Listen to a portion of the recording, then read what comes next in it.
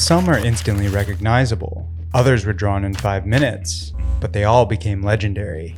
From Hindu goddesses to nightmare children's tales, today we're telling the stories of how these band logos were created, and the surprising meanings behind them. While some bands are all about their logo's lettering, a certain squiggly-mouthed smiley face would end up being tied to one of rock's legendary acts. Traveling back to 1991, Nirvana's most critically acclaimed album, Nevermind, was slated to come out. A record release show announced for September 13th at Rebar nightclub in Seattle, Washington. Posters advertising the event that sported a now very familiar face. Some believe the logo was a riff on the Seattle strip club, the Lusty Lady. Others say it came from designer Grant Alden, the one responsible for the band's Onyx font being associated with Nirvana. Kurt Cobain actually was the one to present the original idea to Nirvana's art director, Robert Fisher. Kurt's original smileys being used years later on the cover art for Nirvana's track Serve the Servants. A bit disgruntled with the fact that Fisher's version didn't resemble the original, where tongues were sticking up, acting like they were licking something, rather than Fisher's image looking like it was under the influence. A logo that might be more recognizable than the faces of the band themselves. Designer John Pash was a young art student, hired by the Stones to create a logo after digging his artwork for a 1970 tour poster. Mick Jagger presenting Pash with images of Kali, the Hindu goddess of feminine energy, destruction, and liberation. She had a pointed tongue sticking out of her mouth, and I think that was the spark, really, because I thought, well, that's a little bit like kids sticking their tongue out. It's like a little bit of a protest, it's anti-establishment. I just thought that kind of worked with the image of the Stones at that time. At first he thought the logo might be used for a single or letterhead. Little did he know it would be one of the most iconic rock images of all time, the logo quickly becoming synonymous with the band after the release of Sticky Fingers in April 1971. Since then, it's been printed in some capacity on every Rolling Stones album moving forward. 4 major decades would give way to 4 major logos throughout this metal powerhouse's career. But most fans would agree, the original Metallica logo stands as a timeless symbol. The logo was created by none other than guitarist and lead vocalist from Metallica, James Hetfield.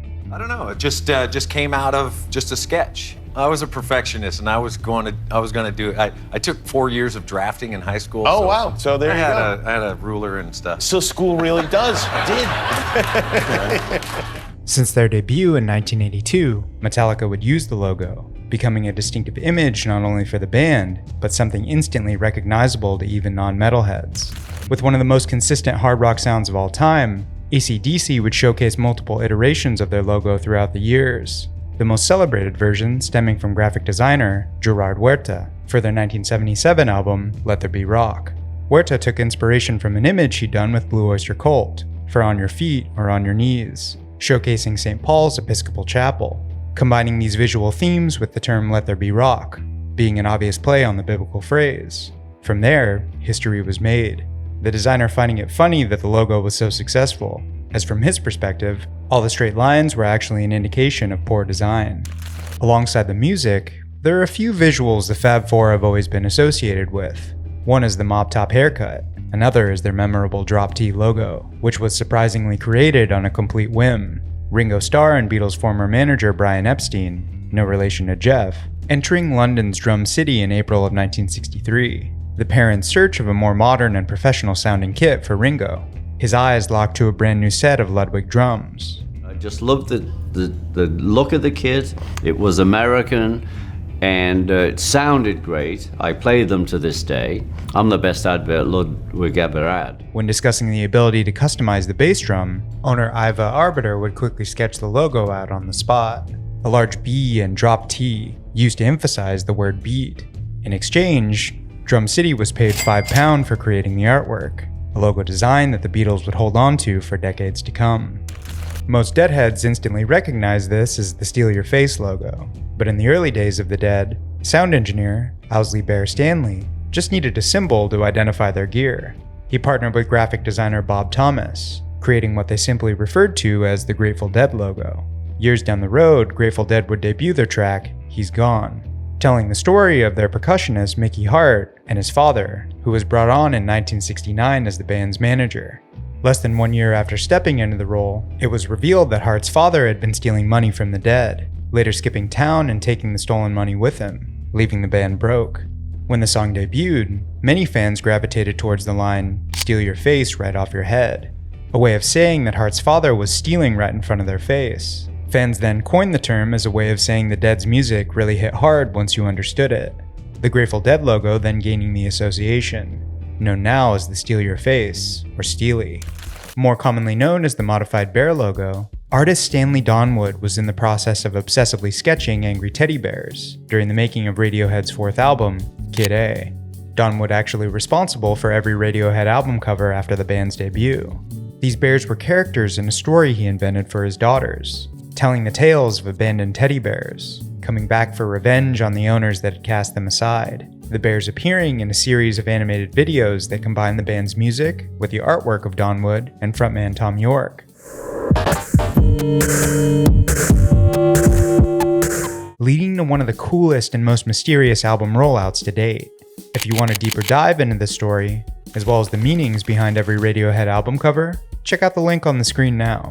There are few music groups in the world that pay so much attention to how their image is depicted, especially when you hide your face.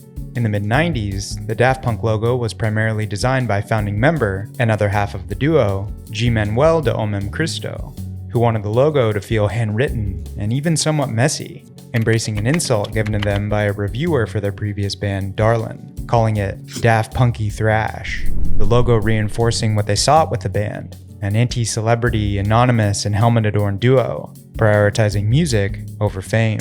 It was created as a sort of parody, the US presidential seal but featuring an apple tree branch instead of an olive branch, due to the Ramones being as American as apple pie, and a baseball bat instead of arrows, as Johnny Ramone was a huge baseball fanatic. Both this and the plain lettering logo being created by Mexican-American graphic designer Arturo Vega. It was a deliberate search to look for something that would become the ultimate, Ramones logo, the band's, something that would actually represent the band, because I hated the fact that, much too often the band was depicted, talked about as cartoons, and I hated that. I looked for something that would totally represent the band, and we were in Washington, D.C. in October of '76, and we saw the presidential seal, and I went, okay, this is it. At first, the Ramones were skeptical about anyone buying shirts with their logos printed on them. Little did they know the band would sell more t-shirts than records, pushing plenty of merchandise to punk fans to this day. Vega had such a close relationship with the band that he was commonly known as the Fifth Ramone, appearing at all but 2 of their shows within their 22-year career, even tattooing the iconic symbol on his back years before his passing in 2013, swapping Tommy for Artie. On the opposite side of the country, Dead Kennedys were crafting some of the most notable hardcore punk of the 80s era. The Dead Kennedys logo, featuring a stylized DK inside a red circle, was designed by punk artist Winston Smith, commissioned by the band's frontman, Jello Biafra, to create a logo that could easily be spray painted. As many fans in the scene referred to Dead Kennedys as DK, Smith moved forward with the idea. The logo using angular bars similar to needles, swords, or even broken glass. Biafra took one look at the design a week later and stated, "That's it." Before Smith knew it, the logo was being drawn over bathroom walls and in the back of clubs all over Berkeley, California. Plunging into the streets of New York City with their gritty and boom bap sound, the Wu-Tang Clan would be a quintessential piece in revitalizing East Coast hip-hop, the group's emblem being a symbol for their signature style. Illustrated and conceived by producer, DJ, and graphic designer Ronald Bean, known more famously as Mathematics, who was an early friend of the Wu before the group even formed. A suggestion from the group's RZA to draft a logo with a decapitated head, echoing lyrics from their track Protect Your Neck. He carried through with the design, but also created a W holding the head. He took a few renditions. The first one was actually a guy, with his head chopped off, holding a fist holding the head, and the blood dripped into the W, and I was like, that ain't gonna work for the company, you know what I mean? The W becoming a symbol of Wu-Tang, or witty, unpredictable talent and natural game. Praised as one of the most influential acts in hip-hop history, pioneering the new school sound and bringing the genre to the mainstream, Run-D.M.C's minimalist block letter logo would become a symbol for the group. Designed by Stephanie Nash at Island Records in the mid-1980s, finding the Franklin Gothic heavy font to fit the bill. It was boxed between 2 thick horizontal red lines. with the group's name at the forefront, something easy to read and print on merchandise. Funnily enough, although it's so recognizable, this logo wouldn't be featured on any album, only singles, compilations, and famously in the Walk This Way music video. Although we covered only a few, feel free to let me know in the comments what logos you'd like to see in a list like this. I respond to every one. And make sure to check out these videos on the stories behind bands getting their names, as well as these mascots being more famous than the bands themselves. Drop a like and a sub if you like what we do around here, releasing a new video on music and culture every single Wednesday. Until then, I hope to see you again soon. Phew, I'm no deadhead, but imagine getting screwed over by your own dad?